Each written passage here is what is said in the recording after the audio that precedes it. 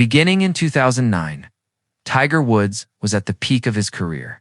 15 major championships, global recognition, seemingly perfect family with his wife Elin, a former model from Sweden, and their 2 young children. Then came Thanksgiving night 2009, a car accident outside his Florida home. And within days, revelations that would change everything. The world learned that Tiger had been unfaithful. Multiple affairs. The carefully constructed image of the perfect athlete and family man shattered in the public eye. The aftermath for Elin, the pain was compounded by the fact that it all happened so publicly. There was no privacy in her grief, no space to process what had happened away from cameras and headlines. In 2010, they divorced. Elin received a substantial settlement and, most importantly, maintained a strong co-parenting arrangement focused on their children, Sam and Charlie. Then Elin did something remarkable. She disappeared from the spotlight entirely. While tabloids speculated and reporters pursued her for comments, she stayed silent. She didn't write a tell-all book. She didn't do interviews. She didn't use her pain as currency.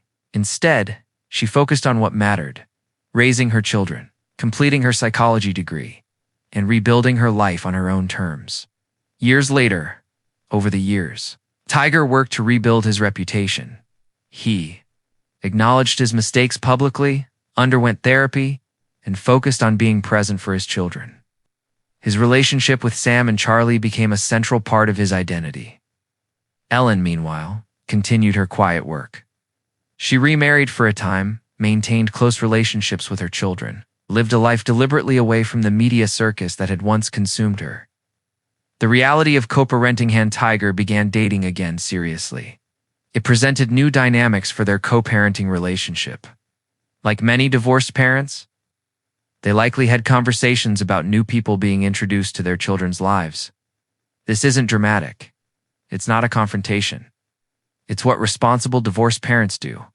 They communicate about what's best for their kids. What grace actually looks like. The truth is, we don't know the details of Elin's private thoughts or conversations. We haven't heard her speak publicly about Tiger's personal life because she's chosen not to.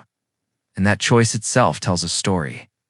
It's a story about a woman who decided that her dignity, her children's well-being, and her own peace were more important than public vindication. It's about setting boundaries not with drama, but with silence. It's about moving forward without needing the world to witness your healing. The real lesson today. Both Tiger and Elin have moved on with their lives. They co-parent their 2 children, who are now young adults. Charlie is pursuing golf. Sam is in college. There's no evidence of public conflict between them. No bitter court battles. No tell-all interviews from either side. What we see instead is 2 people who experienced a very public betrayal and divorce, and who chose to prioritize their children's stability over public score settling. That's not a fairy tale. It's not a dramatic redemption arc. It's just 2 flawed humans trying to do better.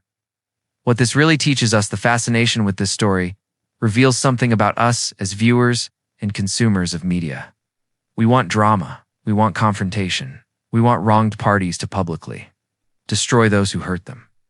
But real strength often looks different. It looks like choosing not to speak when you have every right to protecting your children from ongoing spectacle building. A new life without using your pain for publicity, allowing time and boundaries to do their work. Nordegren didn't need to react to Tiger moving on because she had already moved on herself. Not in the dramatic headline-grabbing way, but in the quiet, genuine way that actually matters. The truth we should remember, we don't actually know what Elin thinks or feels about Tiger's current relationships. We don't know the details of their co-parenting conversations. We don't know her private opinions about his redemption narrative, and we don't need to know, because the real story isn't about her reaction to him. It's about a woman who decided that her story didn't need to revolve around what someone else did to her. That's not clickbait. That's just strength.